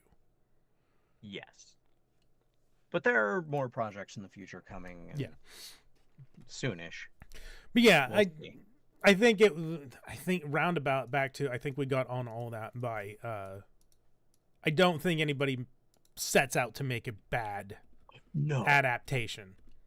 Oh, no. I was going to say, like, I understand why studios don't necessarily, but it's like the 1987 Masters of the Universe movie is like, it's a dude with a sword who turns into He-Man. That's like all it has in common with Masters of the Universe. Why do you take properties and adapt them in ways that don't match the source material at all? Like, now you're saying, like, with the Lord of the Rings thing, with the series, They went too far in the opposite direction. Yes. You get an Easter egg. You get I an feel Easter egg. that way. That's me. I haven't watched it. I can't weigh in. I watched the first season. I haven't watched the second season yet. The acting is pretty good. Like, a lot of those people are doing wonderful work. I just feel like they shoehorned a bunch of crap in. Again, not necessarily the want or intent of the people, the performers on screen. Right. Yeah, not Like, their fault. they're just doing their job. And a great job they're doing. So, like, you have... Oh, Sting shirt. Yeah, his retirement final encounter. Oh, I see. I had this shirt when I was a kid. Like, his original Fatal Encounter. Yeah, I was a little stinger. I had my hair in the flat top with the rat tail. Had the face paint going on whenever we went to see the NWA. Yeah, big Sting fan. Also, I mean, I've done the makeup too. So also, well, you did the Crow stuff. Did you? I'm old school, Chris. Surfer Sting. Okay. Surfer Sting, best Sting. I'm kidding. Hey. Okay, when Wolfpack Sting came out, I went to the mall for their trick or treat thing with a baseball bat and the trench coat and everything. And gave the kids a thrill. I was gonna say something. Oh, I was a major Hulkamaniac as a kid too. The character of Hulk Hogan, great. The person who plays, the person behind, yeah. Oh, trash. Terry Bollea is a piece of crap. Hulk Hogan, yeah. say your prayers, take your vitamins. That is a great character. I love the character of Hulk Hogan. It's hard because you can't. It's harder to separate, for whatever reason, wrestler, because so much of the wrestling persona is the actual person. Mm-hmm. They put a lot into it, yeah. So it's harder to separate the performer from the performance, but I feel like you can look at it like any movie or TV show. Like, the character of Hulk Hogan that we see on screen that was the WWF champion, World Wrestling Federation champion from, in the 80s. Great guy. Great character. Perfect. Sure. The person who played him, forget it. Get him out of here. He sucks. Terrible person. Yeah. But, yeah. So, there's a new Masters of the Universe movie coming out. Everybody's, like, leaks and reports and set photos seems like it is going to be the truest adaptation of Masters of the Universe that we have seen in live action, so that's exciting. We'll see where that goes. Do we know who's attached? Yes, lots of people. Let me pull it up and I'll tell you. Because I don't. I'm trying to type under my microphone.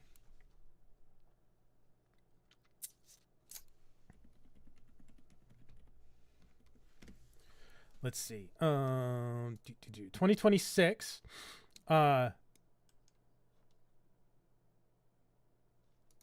Nicholas Galitzine is He-Man / Prince Adam. Okay. He is best known probably from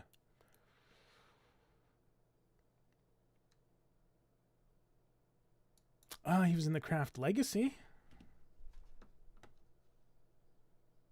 Oh, well, I certainly didn't see that. It wasn't But bad. He's mostly done like it says gained wider recognition for starring in romantic streaming films Purple Hearts, Red, White, and Royal Blue, The Idea of You, as well as the comedy film Bottoms and the period drama series Mary and George. He's not in a lot of stuff that either of us have watched. Camila Mendez is Tila.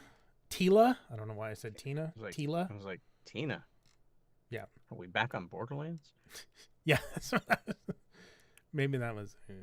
Hi, Ashley. Yeah, Camila Mendez is Tila. Okay. Alison Brie as Evelyn. Yes. Mm-hmm. Yes. Uh, I'm here for that. yeah. Idris Elba as Man-at-Arms. Great. Uh, Just great. Sam C. Wilson as Trapjaw. I don't know who he is. He doesn't have a link to a Wikipedia page. Oh. You know what? That's okay. I'm actually like pretty happy that I don't know some of these people. That's a good thing. Oh, he was in House of the Dragon. He played Blood in House of the Dragon. Okay. Huh. Yeah, Trapjaw. I can see it. Someone whose name it looks like the opening of Monty Python and the Holy Grail. A moose once bit my sister. Half-Bor Julius Yomson as Goatman. Sure. Kojo Ata as Triclops. Morena Baccarin as the Sorceress of Grayskull. I love her. She's great.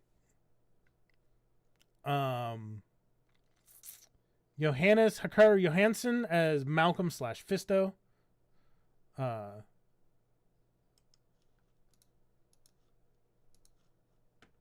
Sashir Zamata as Susie, Adam's best friend. New character for the movie. James Purefoy as King Randor. Okay. Charlotte Riley as Queen Marlena. Zhu Zhang as Ram Man. And okay, so I've left one notable character out on purpose. Oh yes, you have. Skeletor. Who do you think has been cast as Skeletor? Oh my god. Who do I think has been cast as Skeletor? Yes, or not do I who want? would you cast or who would you want as Skeletor. Who do you think is playing Skeletor?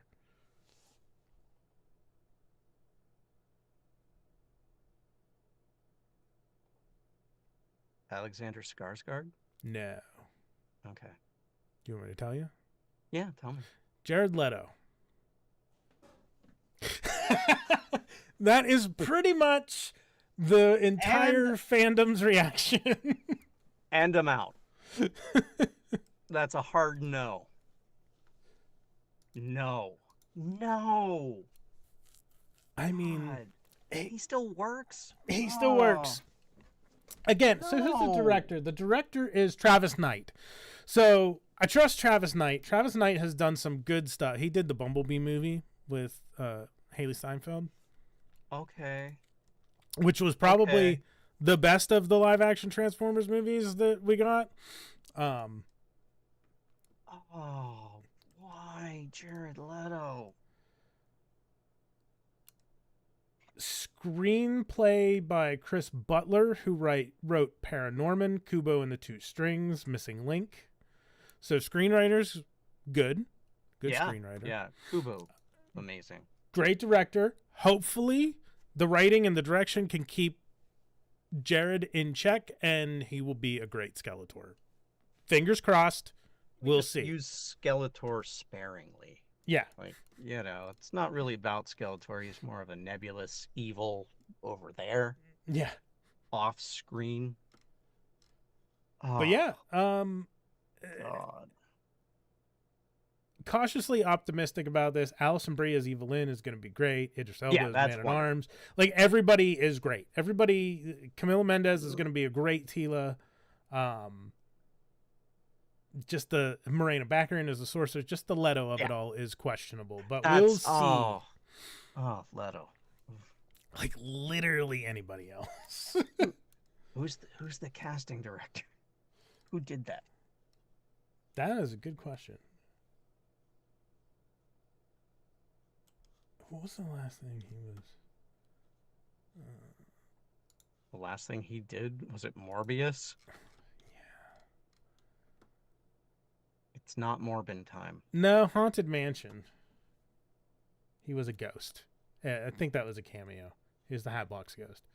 Morbius was the last. He's also doing Tron Ares, which will actually be out before Masters of the Oh Universe. no! Yeah, Tron Ares will be out this year. Masters in 2026. Don't ruin Tron. I love Tron.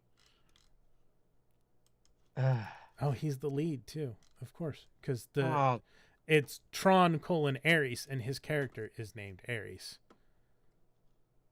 Tron Ares follows a highly sophisticated program, Ares, who is sent from the digital world into the real world on a dangerous mission, marking humankind's first encountered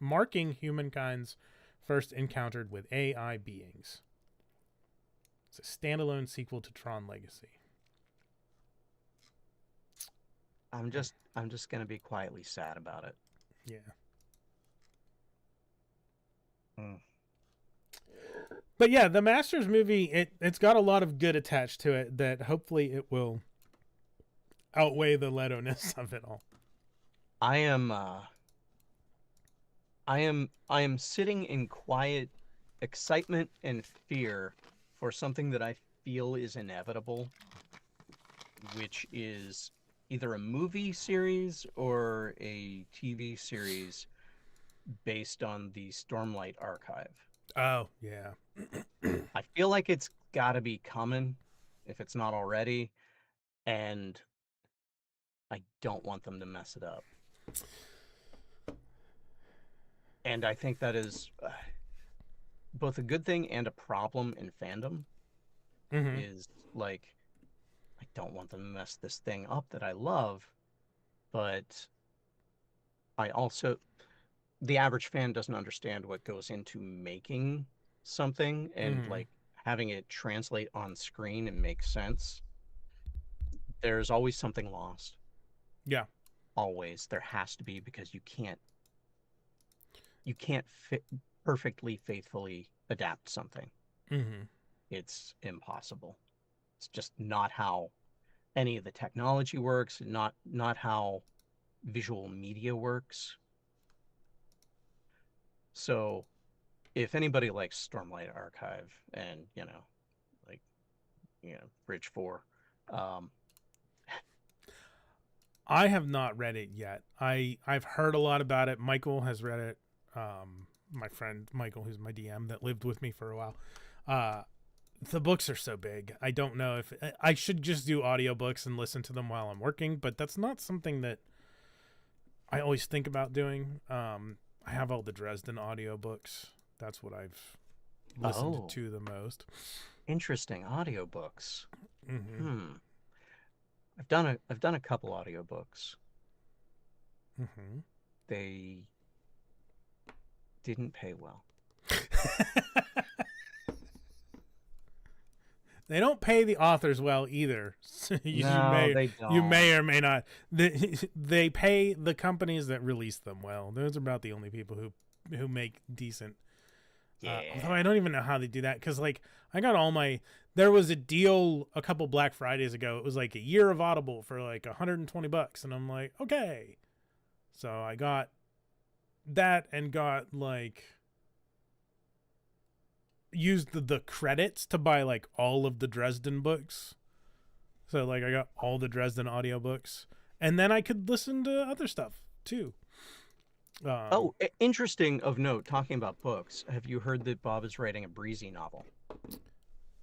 I did read something about that. I'm not caught up in action. I'm caught up with where things are, because I did spoil myself on that on purpose, because I read the last one. The last one I read was 1,000 Orcs, and I was like, "Oh God!" I feel like I'm reading the first trilogy again. It felt like it was,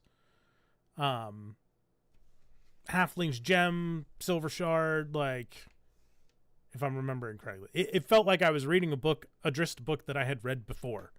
Like, it was very samey. There is an evolution that happens.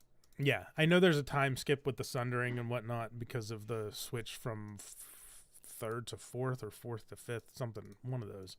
But I did read some stuff. I know where you're caught up on all the novels. I am right? completely caught up. Yeah.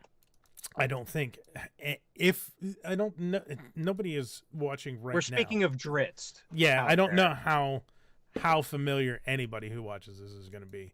But I know we're at the point in the timeline where basically everybody but Bruner is dead because most of them are humans. Like Wolfgar and Caddy Bree for sure are both gone, correct? At this point in the timeline. I mean, I You're gonna tell me to read and find out. Okay. I'm going to tell you to read and find out because that's what friends do. They don't spoil things. Right. When was the last time?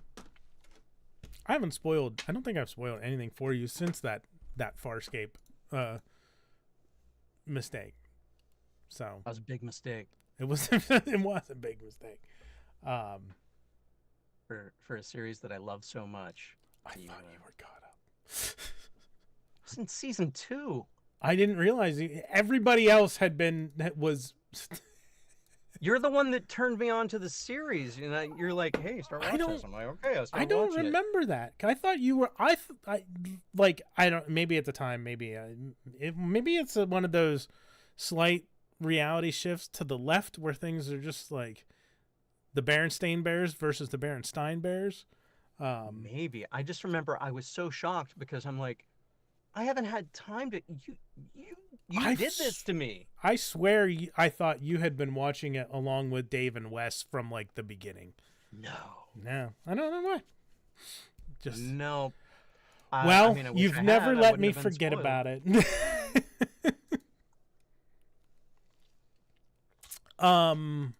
Yeah. So yeah, I think that covers the.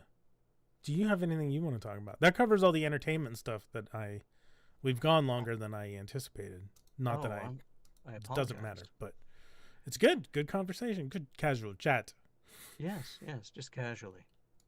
I'm trying to think. Dude, I mean, I want to talk about a lot of stuff, but we've hit a lot of it. You should read Stormlight Archive, all 5 books. Okay. I think you will. I will probably. It's kind of like Supernatural. Everybody, I still have not watched Supernatural. Everybody tells me that I'll love it. I probably will. I just cannot start yet because that is a commitment. Because years ago it was like, okay, watch it, but stop at season 5. Don't watch anything past season 5. It's not worth it. Just pretend the series ends. Untrue. And then a couple of years after that, it was either you or Don who was like, no, you can watch all of it now. It's worth it. It is. It got better. Is. The in-jokes, the meta episodes alone are worth it. God, it reminds me of my father. The show does?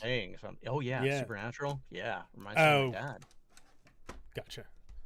Like big time. Did you guys watch it together? No. There's something in... So, some of the relationships... okay. Reminds me of my dad. Because I had an interesting childhood. Yes. Let's just say... We both did, in different ways. Yes, in different ways. In different ways. I had certain skills at age 12 that I should not have had. Indeed. I'll put it that way. Yeah. So yeah, it's one of those things where it's like I know I will probably like it, but it is a commitment. And I'm just not ready to start it yet. It's the same thing with like the 17 seasons of Supernatural. Yeah. I mean, both worthwhile. Yes. And you know what? Just gives me the opportunity to look forward to enjoying something in the future. Okay. I know you are a PlayStation guy. We're going completely different. You've never had an Xbox, have you? You never bought an Xbox. Never had an Xbox. Evil Dave was big on Xbox. He had everything. He had an Xbox. Oh. He had a PlayStation. He was a big PlayStation guy too. He was a big PlayStation guy. But I know he had Xbox because of I think it was Forza that he played a lot of the. He was big on racing games. Evil Dave was a friend of ours who has sadly passed away now.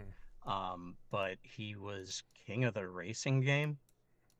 He just spent every waking moment. He was racing.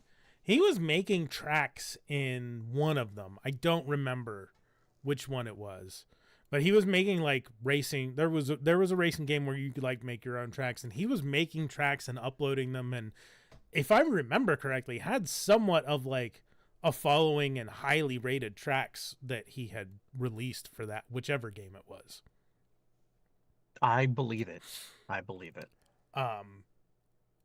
But I haven't bought a console since the PlayStation 3.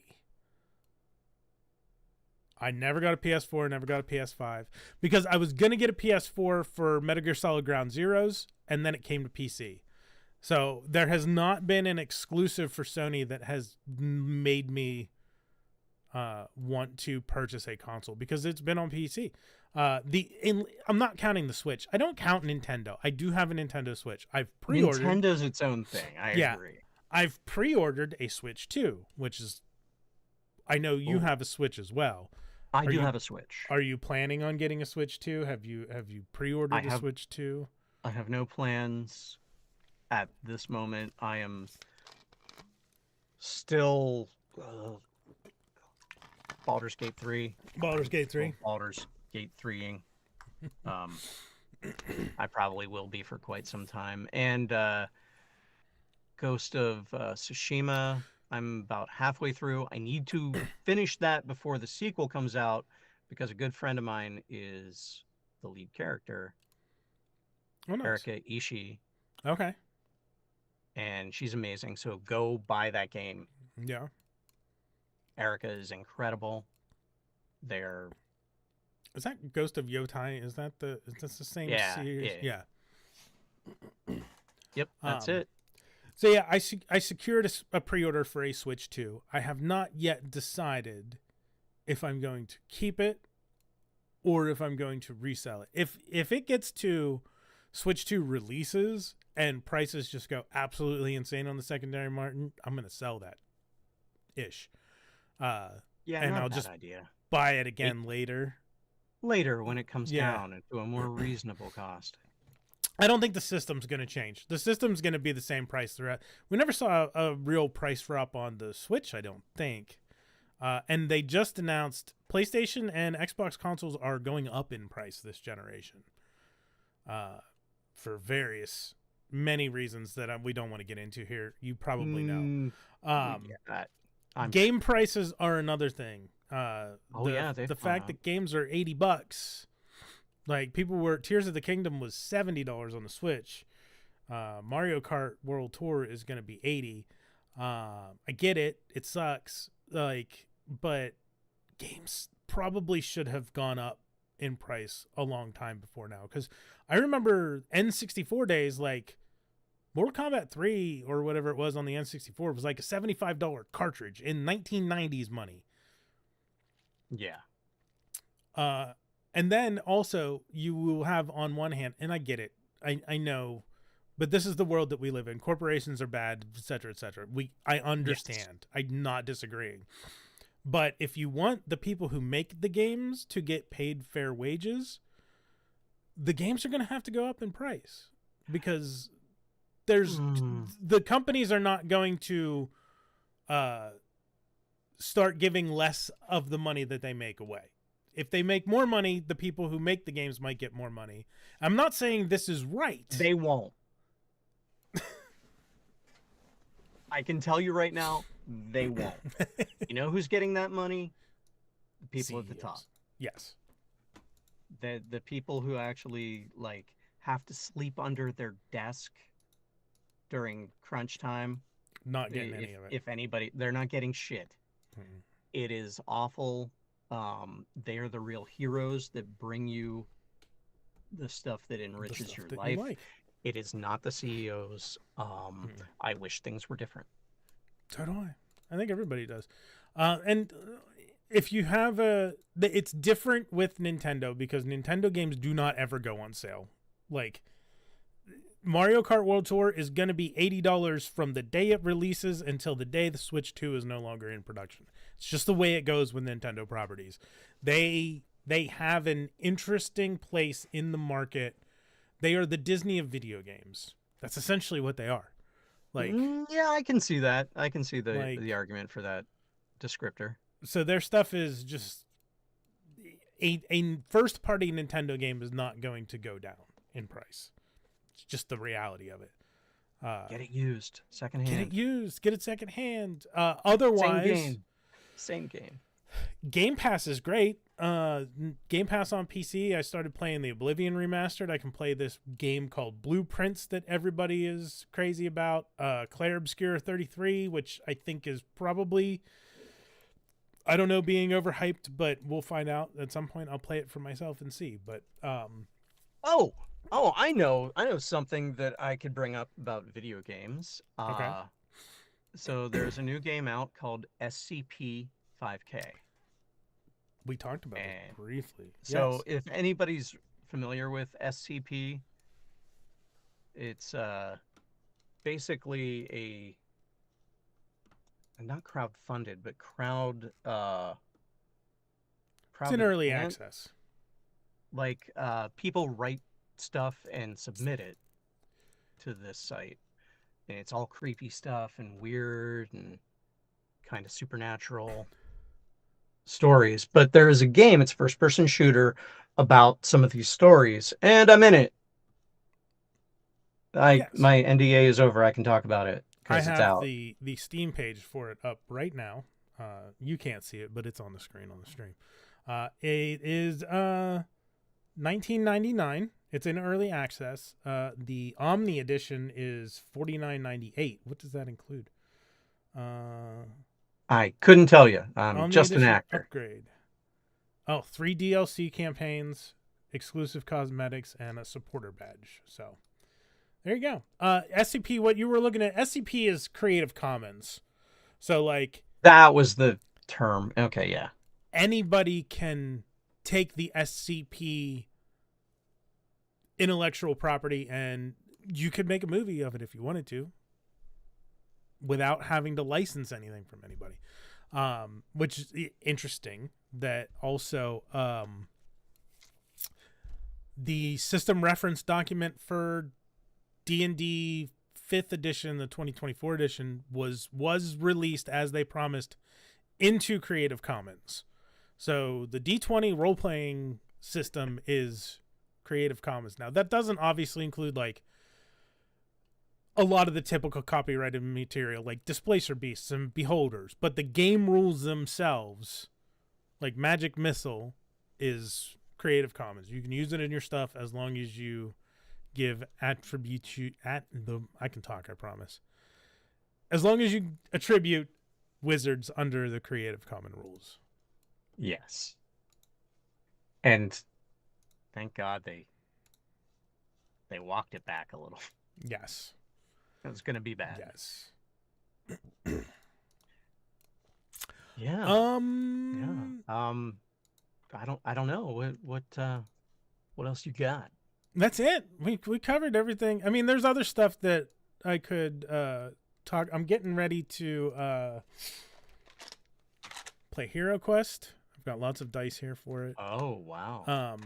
Because I did the Hero Quest is the game that got me into. It was my gateway for Dungeons and Dragons. The Hero Quest board game. And a couple years ago, Avalon Hill and Hasbro did a relaunch of the Hero Quest board game. So I got the new system with the expansions and whatnot. We haven't been playing it because we've been playing. We started playing this Kingdom Death Monster game that Michael is a big fan of, and I was like, "Hey, why don't we start playing Hero Quest too? Because we do Kingdom Death every other Tuesday. So this Tuesday we'll be playing Hero Quest for the first time. I'll be playing it for the first time since like the 80s, 90s. Jeez. They'll be playing it for their first time ever. So hopefully it's fun. Hopefully people enjoy it. We'll see if it stands up. From what I've read online, everybody that has played it seems to think that it's still a fun game. It's like D&D if it was a board game. Yes, I think I have played it. Maybe 10 years ago I played it. But yeah, I never had a gateway to D&D. I guess D&D was my gateway to D&D. Well, I remember that was like 1985. Yeah, well, I remember very specifically. It was my birthday. I got a check from my aunt in New York for $50 in like 1989 money. That was a lot. Oh my. And I went to Hills with my mom. Hills is where the toys are. Hills. Yeah. And I'm looking at the board games, and I see this box, and I'll bring it up. Let me see if I can find the original. There's an original box.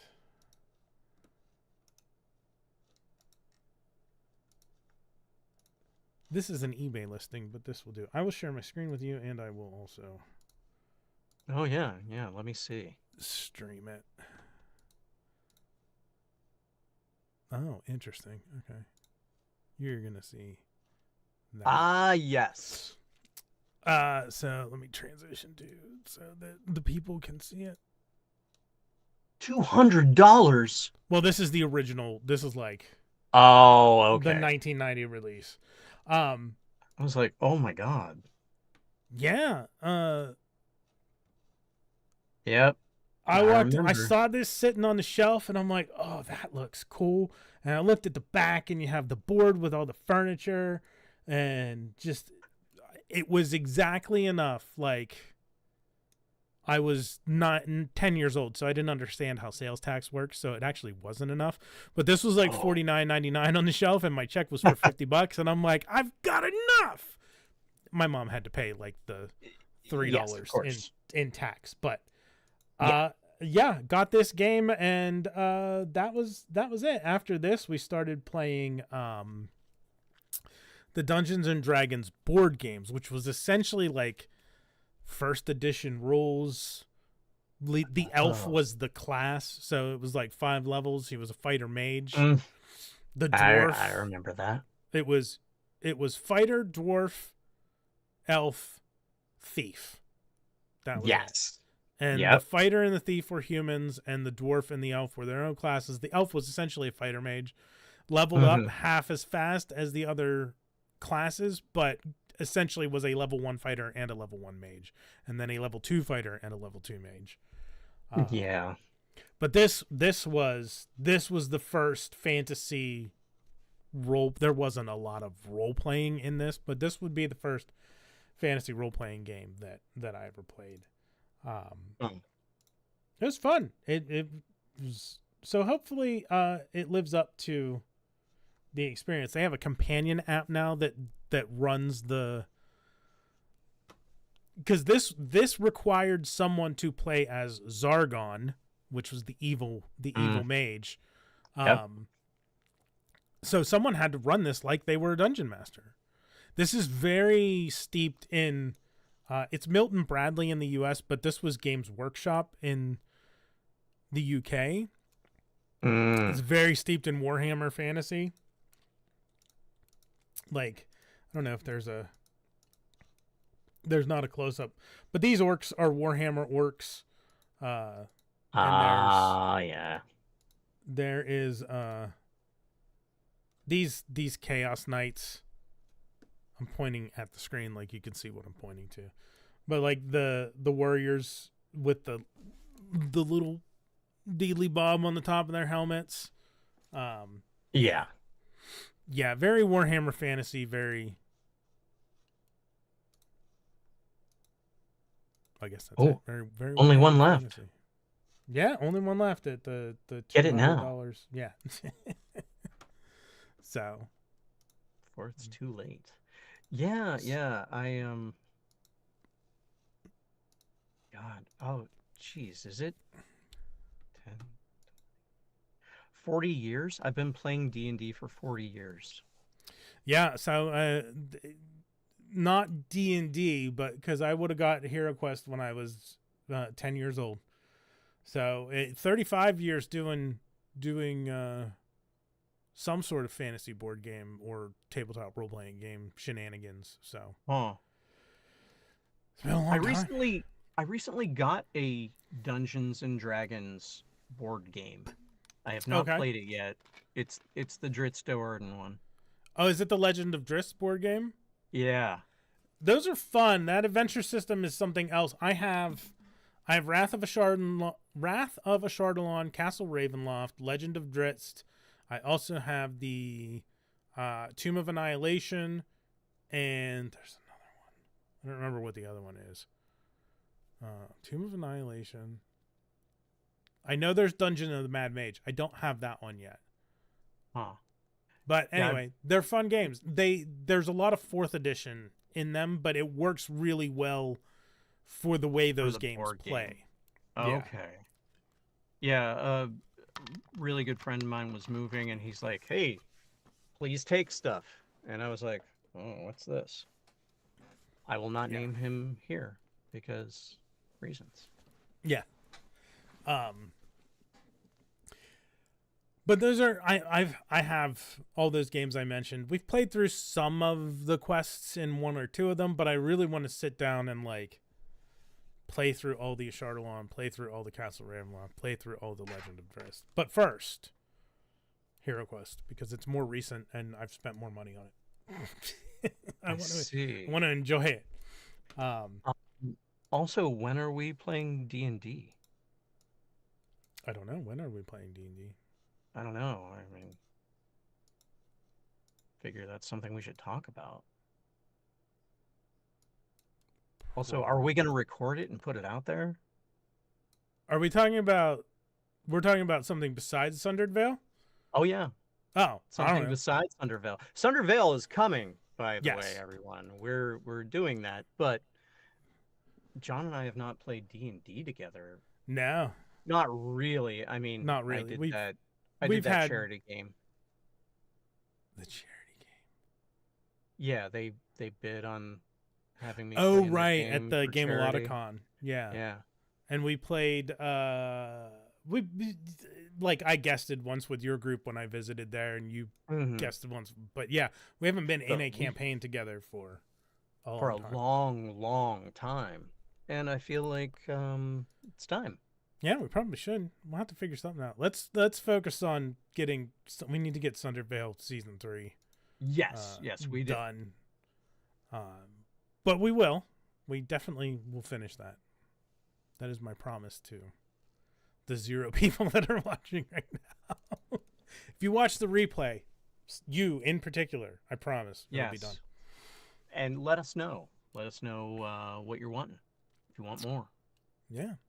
I think that's it. We went over 2 hours. I was not sure, but it doesn't feel like it's been that long. But that's No. I think well, that's good. Casual. Yeah, it's a casual chat. Yeah, I don't have anything else to say. So, do you have stuff that you want to plug? Do you want to tell people where to find you, if they are so inclined? SCP 5K just came out. Check that out if you're into horror. Sundered Vale will be coming soon. Diced Thespians on Twitch. Dice Thespians on Twitch and YouTube. And Occasionally, YouTube. Yeah. Eventually. We Eventually. need to get the thing. Yeah. Eventually is. We're more working like on it. We have like half of season 1 up. The rest still needs to be posted. We'll get there. I'm trying to think what else I have going on. Some stuff I can't tell you about.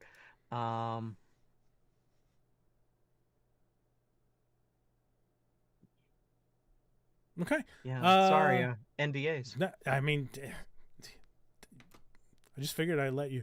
The only thing I've got going on right now immediately is this. Next, we're doing Saturday, I believe, Vector and I. So on the 10th at 8 a.m. Pacific time, 11 a.m. Eastern time. Why does it... Weird. Let me double check in Yes, Saturday, May 10th at 8 a.m. Pacific, 11 Eastern. We'll be having a casual chat with Vector. So until then, everybody, thanks for joining our casual chat. Oh, Chris, one more thing. Tell me of El Diablo. Whoa, I'm sorry, what? El Diablo? Tell me of El Diablo. El What do you know? Diablo? It's the casual chat. Never mind. Bye. Bye.